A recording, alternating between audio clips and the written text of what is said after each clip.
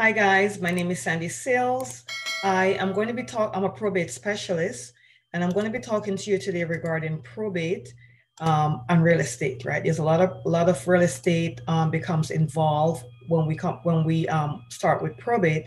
And I want you guys to kind of understand what it means, especially if you are about to sell or if you are buying a property that's going through probate.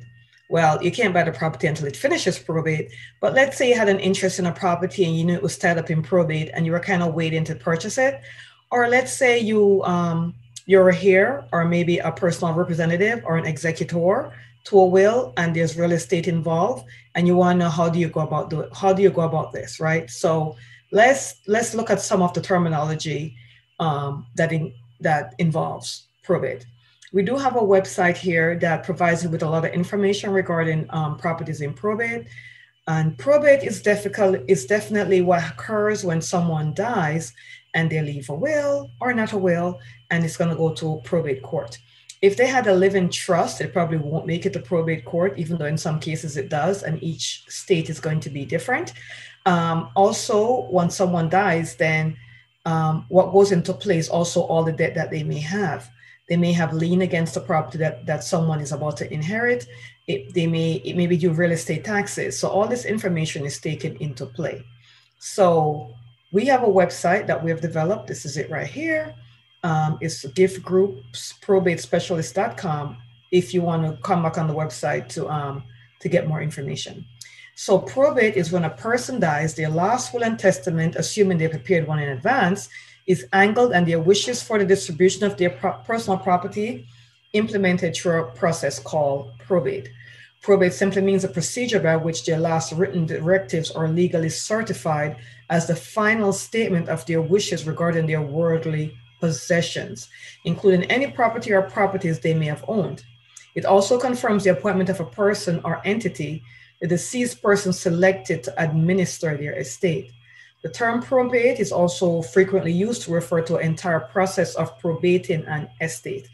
So what this is saying is, basically when somebody prepare a will, they're going to have an executor or a trustee or a personal representative, which are all the same people, all the same, it's the same person. They're called three different things.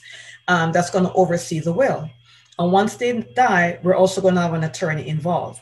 Now, the attorney could also be the personal representative or the trustee or the executor, right? It could be all three things. And they're the ones that's going to oversee to make sure that the person's desires are carried out. So whatever they have in that will, this person is going to make sure that it's carried out when it goes through the court process. And nobody can inherit anything through probate until the probate is complete, right? It goes through the court process and it's complete. That's when they will inherit the properties or the bank account or money or whatever it is. And that's when it will be distributed, okay? So the probate court, which is sometimes referred to as the surrogate court, is a specialized court and legal process that deals with matters pertaining to the probate and the administration of the real estate, of the estate of the deceased person.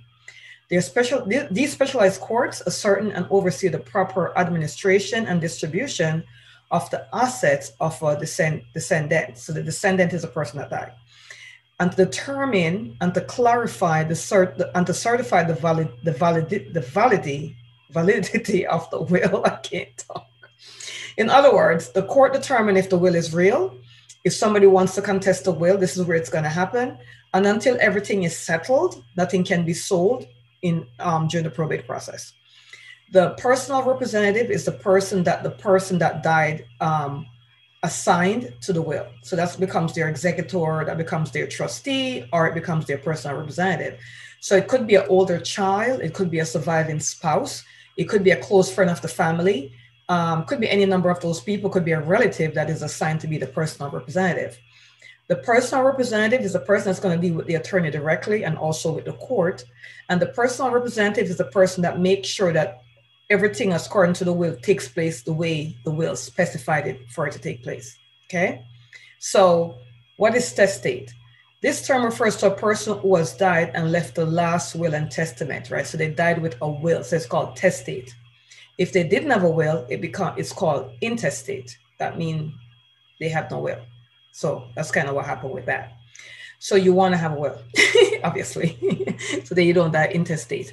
So on the website, we actually also provide a bunch of different question and answers that you could get answered if you're going through the probate process.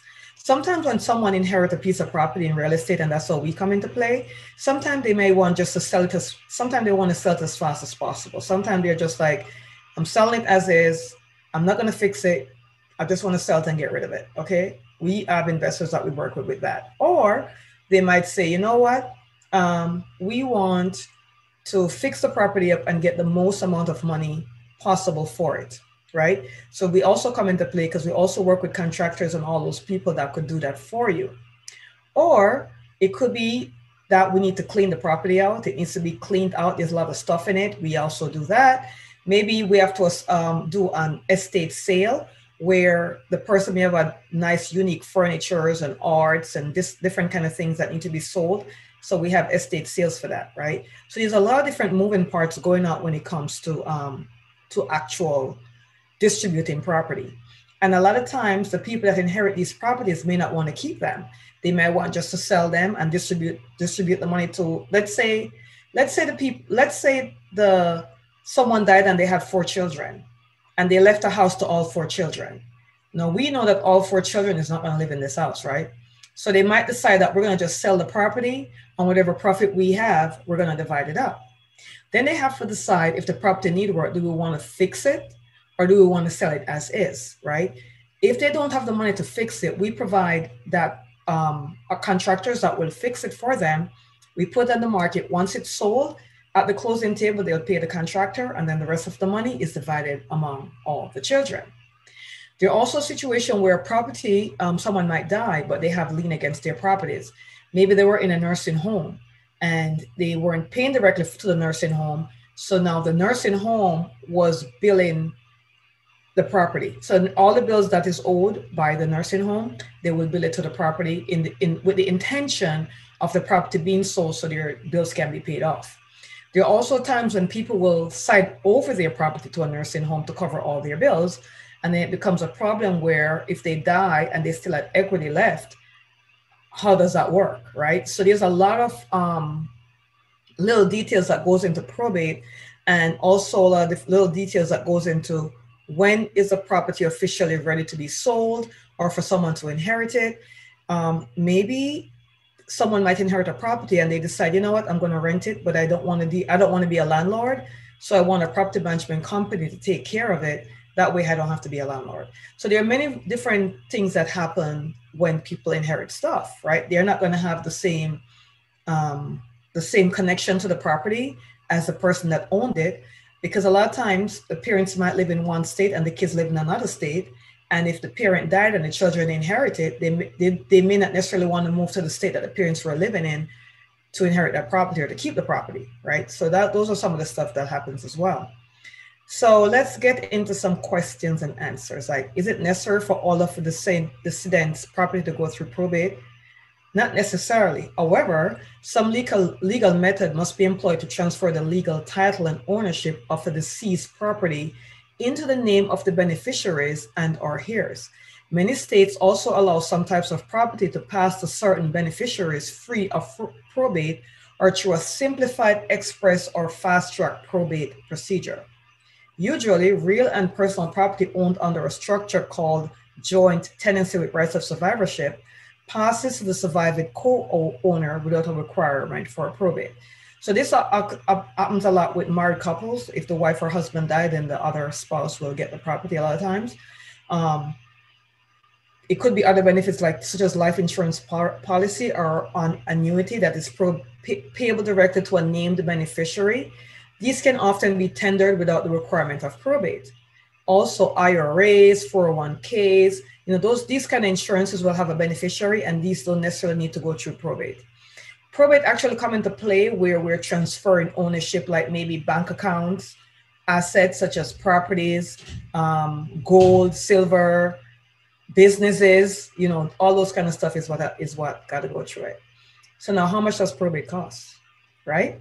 The cost of probate may be set by state law or by practice and custom in your community. When all the costs are added up, and the costs may include appraisal costs, executor's fees, court costs, costs for a type of insurance policy known as a surety bond, plus legal and accounting fees, probate can easily cost from 3 to 7% of the total estate's value and more.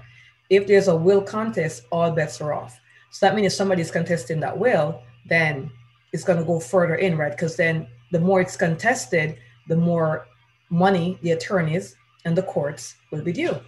So what about if there is really a small estate, like maybe they did not leave that much? Is probate still necessary? It's possible, depending upon the state that you're in. The limits can be as small as a few $1,000s or as much as hundreds of thousands of dollars. It depends on the court or the jurisdiction. This is certainly a matter to consult with an attorney about. But if there's a real estate involved, or there are debts against the estate, regardless of the size of the estate, the full probate process may be required or advisable. So based upon how many debt is owed against the estate, based upon if there's a mortgage on the property, maybe the property isn't fully owned, maybe there is a lot of medical bills, because a lot of time before someone died, they may be in the hospital for a period of time, or they may be in a nursing home for a period of time, and this bill has to be paid, right? So all these is taken into place, and that's where an attorney is always assigned to this to make sure that all the debts are paid. They may have credit card bills, right? They may have a contractor that they were paying. Maybe they had a contract that is some work on the house, and they were paying the contractor monthly, and then they die. So every number of things will come into play when it comes to that. So let's talk about where is probate angled. The appropriate court in the state and county where the deceased permanently resided at the time of his or her death is usually the court where the probate is processed. A court that handles issues such as these can be often referred to by several different names. For example, in the state of New York, the court that handles probate is called a surrogate's court, while in the state of California, it's called Superior Court Probate Division, right? So it depends upon the state you're in. We're in Florida, so in Florida, we call it a probate court, right? So based upon the state that you're in. So we have a full list of things there. I don't want to go through everything with you because I don't want to make the video very lengthy. But just so you know, we are probate specialists. And if you're going through probate, if you just inherited property, you could definitely come on our website and take a look at all the information that we have here. Feel free to give us a call or send us an email regarding if you have specific questions as to what you're going through. So what we do is we help you through the process based upon either property management, sell the property, clean the property out, maintain the property while it goes through probate. Because a lot of times too, let me touch on this real quickly. A lot of times when the property is inherited and it's going through the probate process, sometimes it lacks maintenance, right? Because nobody really want to maintain it. Or it's not even that, it's because everybody's caught up in their own life too, and they don't have time to maintain it, or they're not paying attention to the fact that the grass might need to be mowed, the pool maintained if there's a pool, maybe utilities are off and that might also become a problem. If there's a leak in the home, all this kind of stuff. So we kind of help with all that information as well. And then there are times when people just want to get rid of a home. They're like, you know what, we inherit this, we don't even want it, just sell it as fast as we possibly can. So this is how we come into play. There's also other things that may also come into play as well, right? And we definitely help you with all that situation. And probate is not a fun topic, right? Nobody want to deal with that if they don't have to, but it's something that we may all encounter, right? Because all of us got to leave. Nobody stays on the earth forever, unfortunately. It can be a very emotional thing because you just lose a loved one, a relative, a parent. It's very difficult, right? So it's a very difficult thing. And on top of it being difficult, now we might have siblings that are fighting for different things. We might have siblings that say, you should not have gotten the house. I was supposed to get the house. And that becomes somebody contesting the will, right?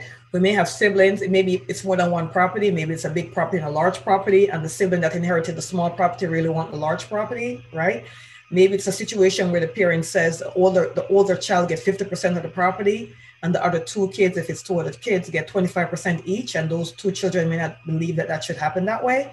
So all kind of different things happen during this process. So it's not a 1, 2, 3.